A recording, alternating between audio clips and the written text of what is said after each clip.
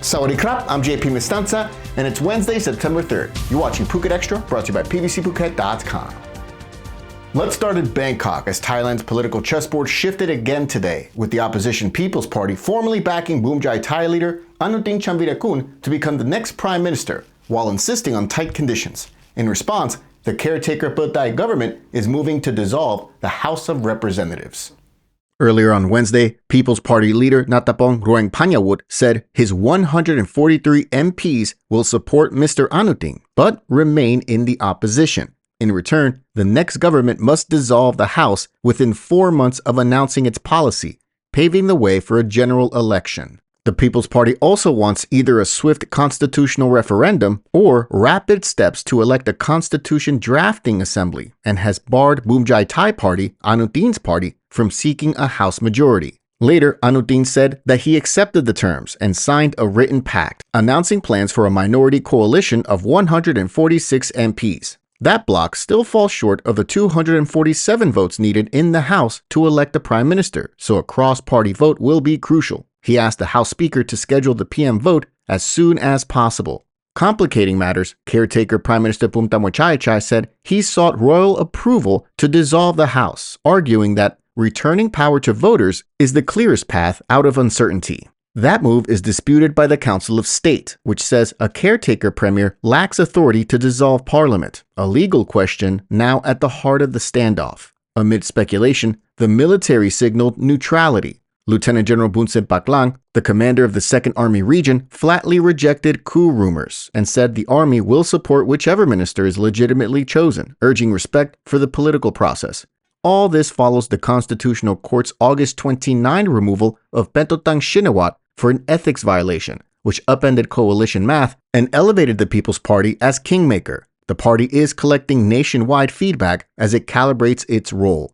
For Phuket, political clarity matters. A stable roadmap, whether a brief minority government followed by a snap election or an immediate dissolution, will influence high season confidence, tourism policy, and the timing of national budgets that fund local priorities, from transport to health and waste management. For now, services continue as normal. Hoteliers, small businesses, and residents are watching 2 near-term milestones: the Speaker's scheduling of the prime ministerial vote and any decision on House dissolution.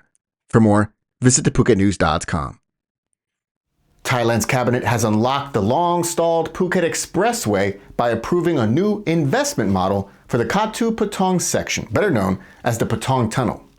Exat will now build Phase 1 directly under a design and build contract after a 2022 private investment plan drew no bidders. Exat will finance the 3.98-kilometer project, budgeted at just under 11 billion baht, all through borrowing or bond issuance with Finance Ministry backing. Highway zoning subsidies are approved under the 2021 Highway Zone Usage Act, with an annual highway use fee of 7.75 million baht. The route links Phra Metta Road in Patong to Route 4029 in Kathu, Phra Phuket Gale Road, via a 900-meter elevated approach, a 1.85-kilometer tunnel through Khao Nakert or the Nakert Hills, and another 1.23 kilometers of elevated road. The design separates cars and motorcycles, providing 4 lanes in each direction to improve safety and capacity.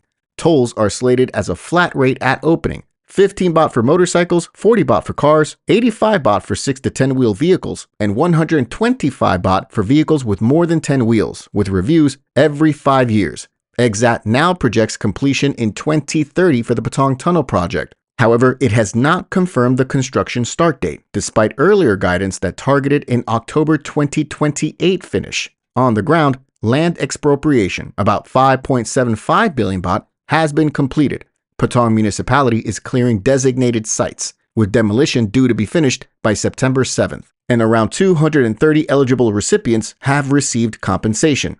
Officials say that the Patong Tunnel will cut travel time between Kathu and Patong, ease chronic congestion, and decrease crashes on Highway 4029 Phra Phuket Gale Road, and will also support tourism and logistics. For residents and businesses coping with demolition and disruption, that assurance matters. Authorities promise ongoing traffic management, safety measures, and regular updates.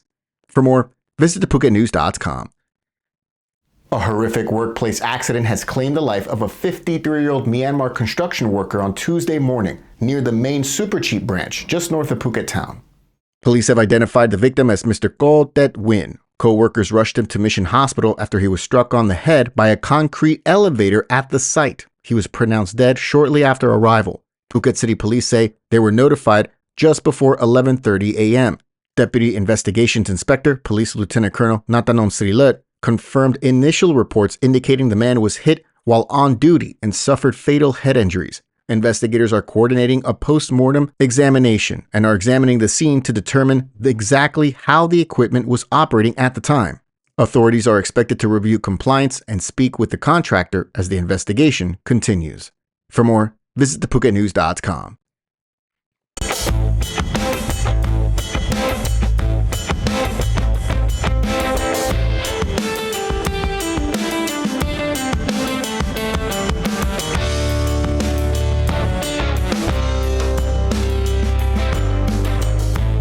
Two domestic violence cases hours apart have prompted swift police action and fresh concern for community safety.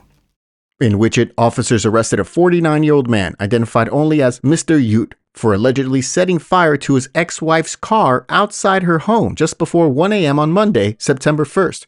CCTV shows a man on a motorbike wearing a helmet and clear raincoat dousing a red Mazda 2 with petrol and igniting it before fleeing. His ex-wife, the victim, who was separated from Mr. Yut for more than 2 months, told police she believed the arsonist was her former husband. Investigators seized the suspected getaway bike and, under a Phuket provincial court warrant, detained Mr. Yut, who police say confessed and expressed regret.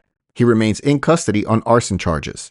In a separate incident in Talang on Monday evening, a 38-year-old Thai woman suffered a stab wound about 2 centimeters deep to her back after a dispute with her husband at a motorcycle repair shop opposite Thai Watsadu in Sri Sutorn.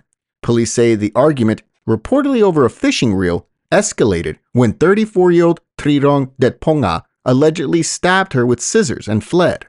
The victim was rushed to Talang Hospital and is in stable condition. Talang police have taken statements from both the victim and witnesses and are seeking the suspect with charges of assault causing bodily harm expected.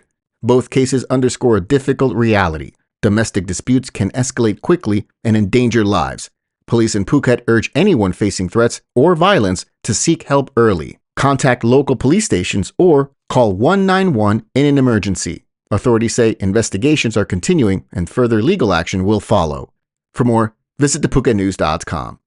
Phuket's 30 million baht Blurm Pao night market in Phuket Town has closed after just 2 months, leaving hundreds of vendors and staff scrambling. The organizer, Blurm Pao Ko Ltd, announced the shutdown on September 1st, calling it a temporary shutdown. The market opened with fanfare on July 5th near the Surin Circle, the Clock Tower roundabout, billed as a collaboration with the PPAO and Phuket City Municipality, and a new nighttime landmark to boost tourism and jobs in the area. Executive Director Winyu Kanmanakitana thanked traders and visitors and apologized for the inconvenience, saying only that the closure is to, quote, allow the company to proceed with a new project. PPAO President Rewat Arirop said he had no role in the shutdown, noting it was run by a private company. The site, covering more than 15 rai, featured 256 stalls, restaurants, live music, and creative zones, and operated daily 4 p.m. to 10 p.m. except Sundays. Its sudden closure is a blow to small businesses that invested in inventory and setup, and to residents who saw the market as a vibrant community space. Vendors have been instructed to bring original rental documents to the market office by Friday, September 5 to process refunds. Deposits are due to be transferred by October 1st. Stalls and belongings must be removed by this Sunday, September 7th. The company says it will not be liable for items left after the deadline. For Phuket, the episode underscores how vital clear oversight and contingency planning are when large private events are promoted as public attractions. For more, visit thephuket.news.com. Thanks for catching us on this edition of Phuket Extra, brought to you by pvcphuket.com. We'll see you again tomorrow on Thursday. Until then, stay classy, Phuket. Phuket's rapid modernization has made it one of the world's premier holiday destinations. Investors can still buy quality condominiums for as low as $75,000, and luxury properties can go all the way up to 20 million. Condominiums in Phuket are a safe, secure bricks-and-mortar investment, offering foreigners freehold ownership. Call or email Thai Residential, Phuket's #1 trusted real estate advisor, to find your perfect Phuket property.